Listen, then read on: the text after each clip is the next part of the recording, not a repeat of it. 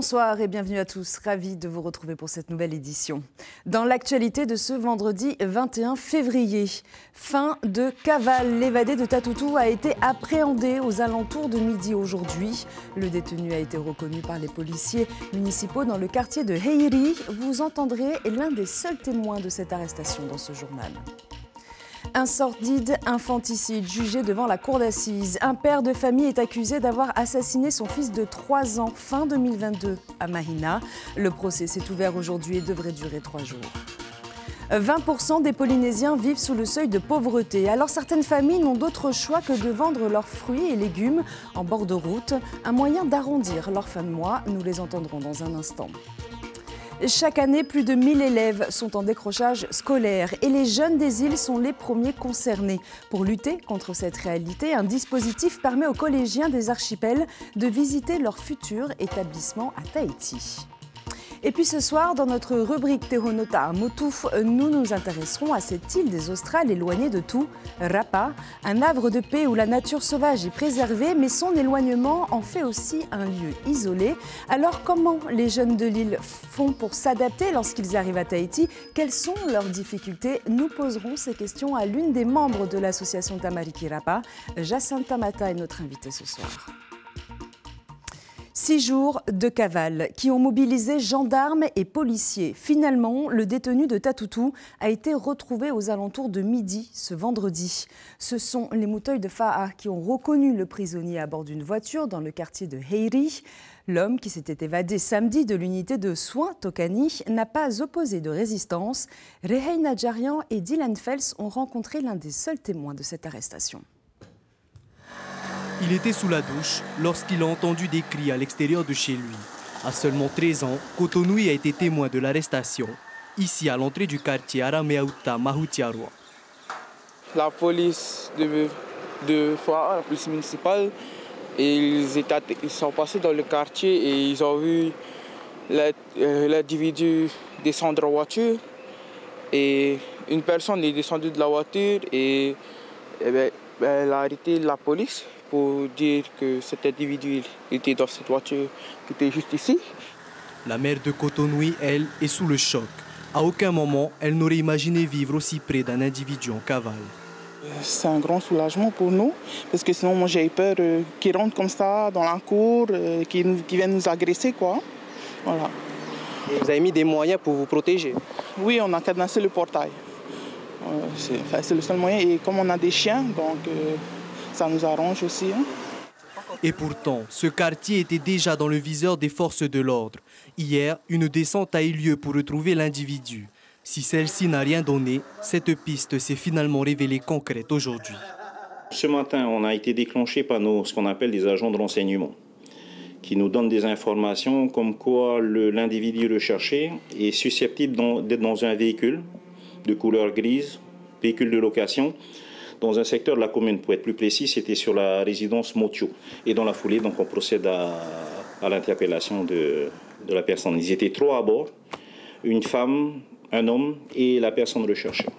Après presque une semaine de cavale et une psychose alimentée sur les réseaux sociaux, les esprits peuvent enfin s'apaiser à Fa'a. Une histoire d'infanticide jugée à partir d'aujourd'hui devant la cour d'assises. Un père de famille est accusé d'avoir assassiné son fils de 3 ans le 30 octobre 2022 dans un quartier de Mahina. Selon les premières versions recueillies par les enquêteurs, l'accusé aurait étranglé son enfant puis tenté de mettre fin à ses jours. Le procès devrait durer 3 jours.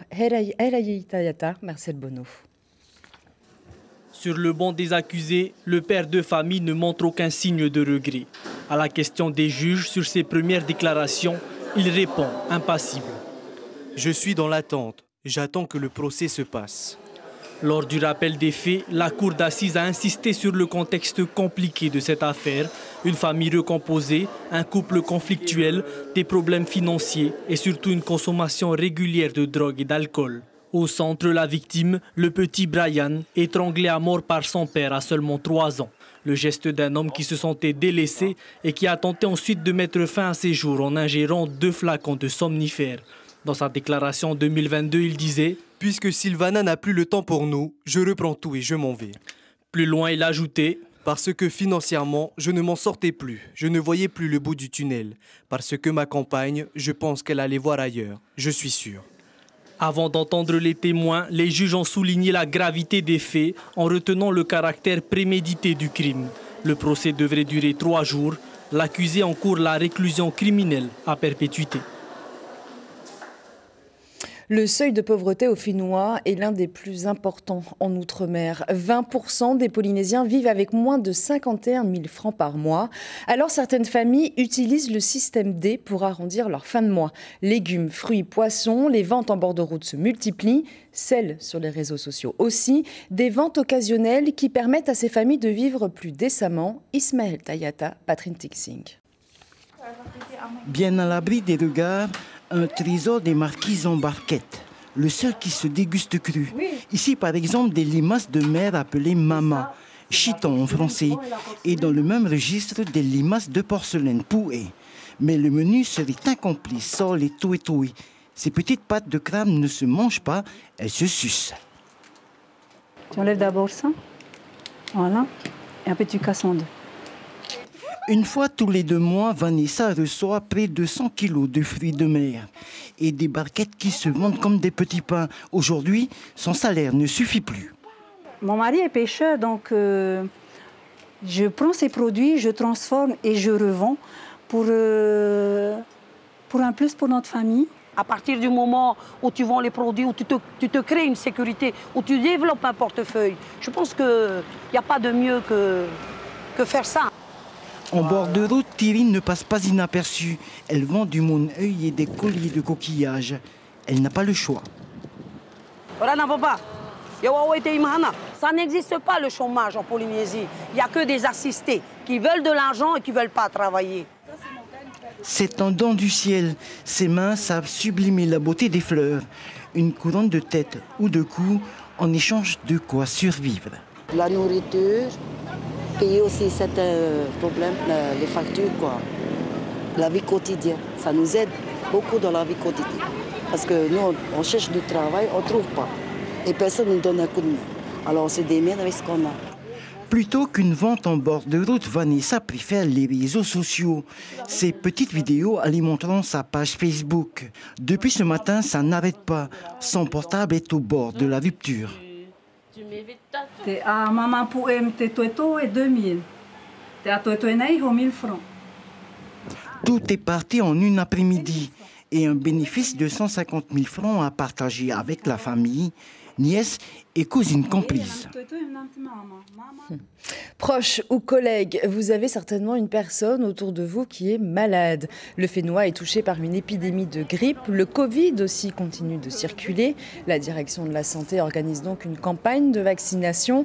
C'était aujourd'hui du côté du champion de Mahina. Autre rendez-vous le 28 février à Paia. Sont ciblées les personnes fragilisées. Eva Raoult, médecin généraliste, est au micro de Sandroli et Chiquita Teiva. La campagne de vaccination qu'on fait aujourd'hui, c'est vaccination contre la grippe, mais aussi contre le Covid.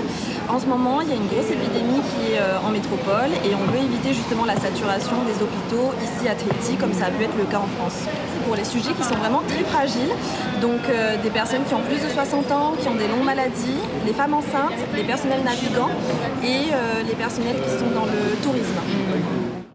Un chiffre 3 fois plus élevé que dans l'Hexagone. 11% des élèves polynésiens âgés de 15 à 17 ans ne sont plus scolarisés. Le décrochage scolaire touche particulièrement les jeunes des îles. Alors pour lutter contre cette réalité, la Fédération des œuvres laïques a mis en place un dispositif. L'objectif, familiariser ces jeunes à leur futur environnement. Cette semaine, les collégiens de Ho ont ainsi pu visiter les lycées de Tahiti. Chiquita Teiva, Sandroli. Accueil en grande pompe pour 47 élèves de 3e du collège de Hao. Ici, en visite au lycée professionnel de Mahina. Sur place, leurs confrères et consoeurs des îles scolarisés à Tahiti leur avaient réservé une petite surprise. C'est bien, ouais, comme j'étais au collège aussi là-bas. C'est comme si c'était nous qu'on était d'accueil avant. Ça réchauffe mon cœur parce qu'ils sont dehors et c'est de mon île, là où je viens. Et je suis contente de les accueillir avec une danse. Chaque année, nous recevons des élèves des îles qui demandent à être reçus. Donc cette année, c'est Hao le matin aujourd'hui. Et cet après-midi, nous recevons Makemo. Aide à la personne, esthétique, coiffure, une visite guidée des différentes formations proposées par l'établissement professionnel s'impose.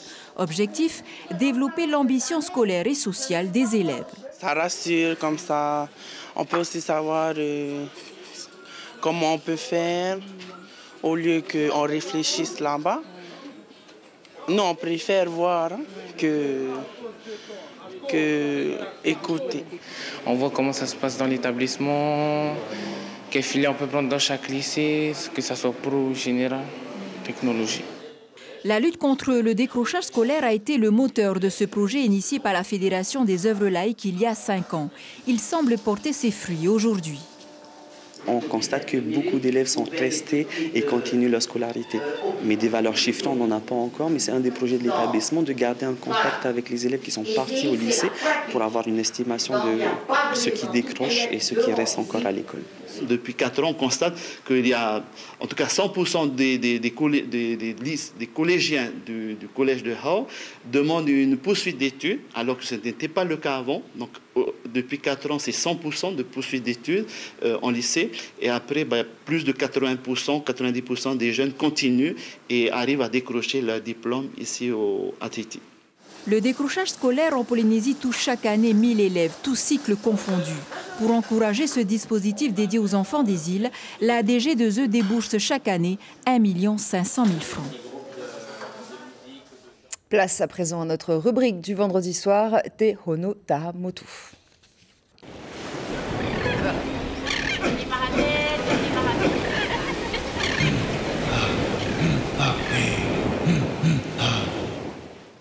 Et ce soir, nous recevons en plateau Jacinthe Tamata, membre de l'association Tamariki Rapa. Yorana Jacinthe. Merci d'être avec nous ce soir. Alors, votre association, Tamariki Rapa, a été créée en 1999. L'objectif est de soutenir, d'aider les jeunes de Rapa qui viennent s'installer à Tahiti, notamment pour poursuivre leur scolarité, de les accompagner dans leur démarche administrative, de les soutenir moralement. C'est fondamental, justement, cette présence pour ces jeunes. Ah oui, parce que de nos jours, maintenant, il y a tous les moyens qu'il y a. Et du coup, nous, dans le projet, on veut vraiment construire ce foyer. C'est pour justement, quand les élèves de Rapa ils viennent ici, ils vont dans les familles, certes, mais ils ne peuvent pas, comment il faut dire... à cause de certaines familles que voilà, ils sont pas en aise, justement, d'où le projet où on veut faire ce projet. Et pas que pour eux et pour toute l'île de Rapa, c'est-à-dire les Evassanés et tout. Donc alors, ce projet en question, justement, c'est vous avez déjà un terrain à Fa'a, mais vous souhaitez que ce terrain s'agrandisse pour notamment y construire des logements, y faire aussi un centre artisanal et avoir une parcelle pour l'agriculture. C'est bien ça ? Oui, mais c'est plutôt pour objectif surtout d'accueillir tous ces élèves qui viennent poursuivre leurs études et pour toute l'île de Rapa, bien sûr, parce que c'était un projet depuis longtemps qu'on voulait faire et justement pour ce projet-là, on a envie d'agrandir. On a notre terrain, enfin c'est nous qui avons fait l'acquisition.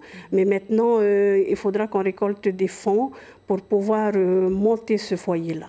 Alors aujourd'hui, vous avez réussi à récolter 50 millions de francs.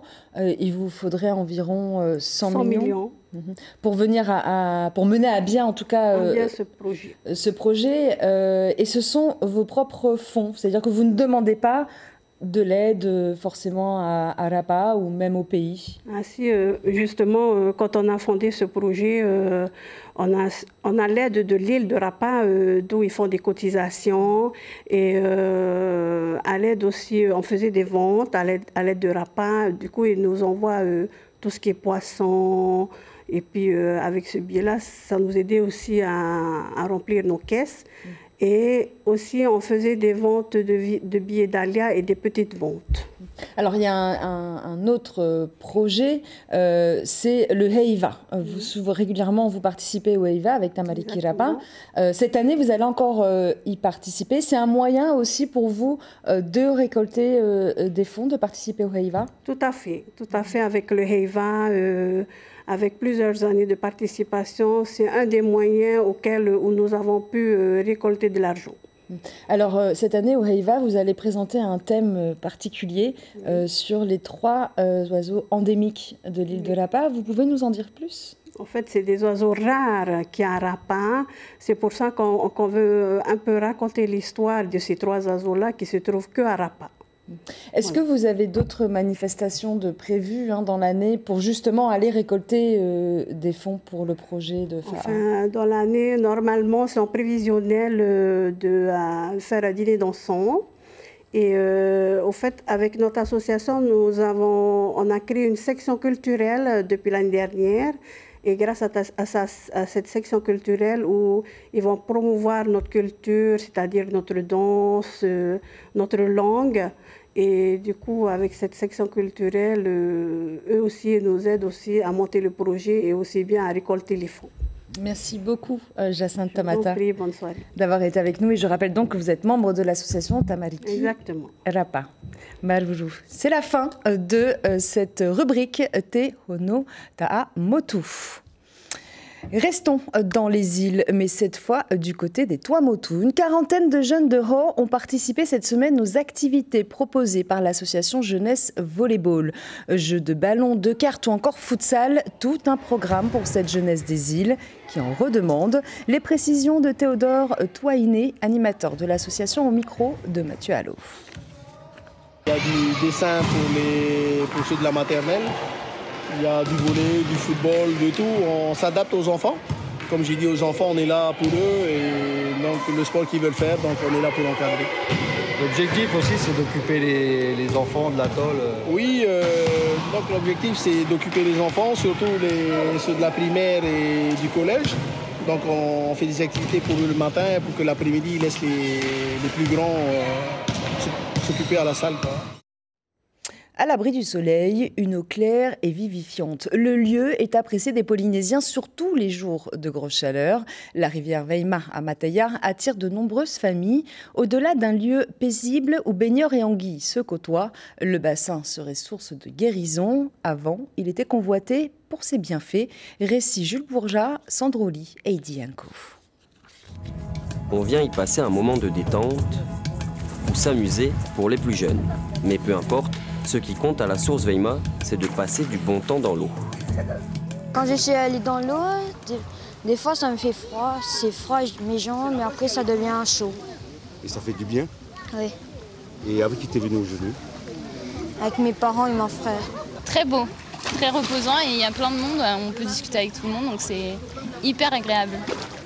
Veima se traduit par l'eau pure, l'eau claire. Il est dit que dans les temps anciens, le bassin servait à guérir des troubles psychologiques et purifier le corps des morts. Les femmes y venaient se baigner et se soigner après avoir accouché. On vient régulièrement pour se ressourcer. On vient surtout pour l'énergie de guérison. La puissance de l'énergie du Veima est telle que les personnes qui sont affaiblies peuvent demander à booster l'énergie de vie et de guérison. La source abrite des anguilles, dont certaines mesurent plus d'1 mètre. Quelques rares chevrettes et des petits crabes de rivière peuplent aussi le bassin. Un vrai havre de paix où les habitués savent très bien ce qu'il faut emmener pour profiter de sa baignade de la meilleure des manières possibles. L'information principale de ce vendredi 21 février. Fin de cavale. Le prisonnier de Tatoutou a été appréhendé aux alentours de midi aujourd'hui. Le détenu a été reconnu par les policiers municipaux de Fa'a dans le quartier de Heiri. L'homme qui s'était évadé samedi de l'unité de soins de Tokani était dans une voiture avec 2 autres individus. Tous ont été placés en garde à vue. Au programme de votre soirée sur la première, 2 téléfilms, La vengeance sans visage, suivi des petits meurtres d'Agatha Christie. C'est la fin de cette édition. Merci de votre fidélité. Excellente soirée à tous et à demain.